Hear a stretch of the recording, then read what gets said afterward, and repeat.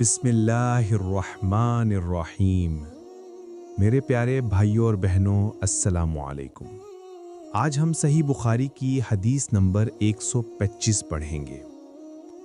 حضرت عبداللہ بن مسعود رضی اللہ عنہ سے روایت ہے، میں نبی صلی اللہ علیہ وسلم کے ساتھ مدینے کے ویرانے میں چل رہا تھا اور آپ کھجور کی چھڑی کے سہارے چل رہے تھے۔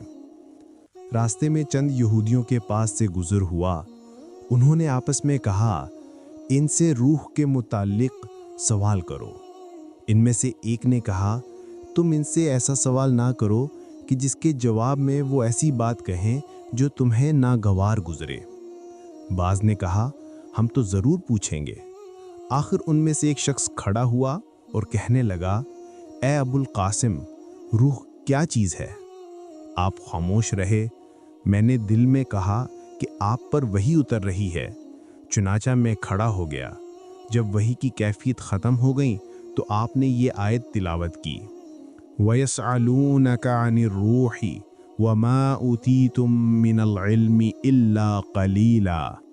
اے پیغمبر، یہ لوگ آپ سے روح کے متعلق پوچھتے ہیں، کہہ دو کہ روح میرے مالک کا حکم ہے اور انہیں بہت کم علم عطا کیا گیا ہے۔ روح کے بارے میں یہودیوں کا سوال اور اس کا پس منظر۔ تورات میں روح کے متعلق یہ بیان موجود ہے کہ وہ خدا کی طرف سے عطا کردہ ایک شے ہے۔ اس بنیاد پر یہودی یہ جاننا چاہتے تھے کہ آیا حضور نبی کریم صلی اللہ علیہ وسلم کی تعلیمات بھی تورات کے بیان کے مطابق ہیں یا نہیں۔ بعض روایات سے پتہ چلتا ہے کہ یہ سوال آپ سے پہلے مکہ مکرمہ میں بھی کیا گیا تھا، جسے بعد میں مدینہ منورہ کے یہودیوں نے دہرایا۔ اہل سنت کے نزدیک روح کی حقیقت اور مختلف آراء۔ اہل سنت کے نزدیک روح ایک لطیف جسم ہے جو انسان کے مادی بدن میں اس طرح سرایت کر گئی ہے جس طرح گلاب کی خوشبو پھول کے اندر رچی بسی ہوتی ہے۔ روح کی حقیقت کے بارے میں تقریباً 70 اقوال پائے جاتے ہیں۔ حافظ ابن قیم رحمہ اللہ نے اپنی معروف کتاب الروح میں ان تمام اقوال پر تفصیلی روشنی ڈالی ہے۔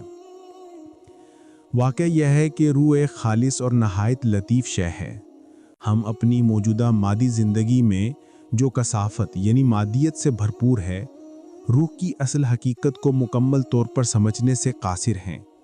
اکابر اہل سنت کا اسی بات پر زور ہے کہ ادب کا تقاضا یہی ہے کہ روح کے بارے میں گہرائی میں جائے بغیر سکوت اختیار کیا جائے۔ قرآنی آیت وَمَا أُوتِيتُم مِّنَ الْعِلْمِ إِلَّا قَلِيلًا کا منشا۔ بعض علماء کی رائے ہے کہ سورہ بنی اسرائیل کی آیت وَيَسْأَلُونَكَ عَنِ الرُّوحِ امر ربی سے مراد روح کا عالم امر سے تعلق ہے جو عالم ملکوت ہے۔ جمہور علماء کا اس پر اتفاق ہے کہ روح حادث ہے، یعنی اسے اللہ تعالیٰ نے پیدا کیا ہے، بالکل اسی طرح جس طرح دیگر تمام مخلوقات حادث ہیں۔ حضرت امام کا باب کا بنیادی مقصد یہ واضح کرنا ہے کہ کوئی شخص کتنا ہی بڑا عالم، فاضل، محدث یا مفسر کیوں نہ بن جائے، انسانی علم کا دائرہ انتہائی محدود ہے۔ کوئی یہ دعویٰ نہیں کر سکتا کہ وہ تمام علوم پر مکمل دسترس رکھتا ہے سوائے اس کے جو اللہ تعالیٰ چاہے۔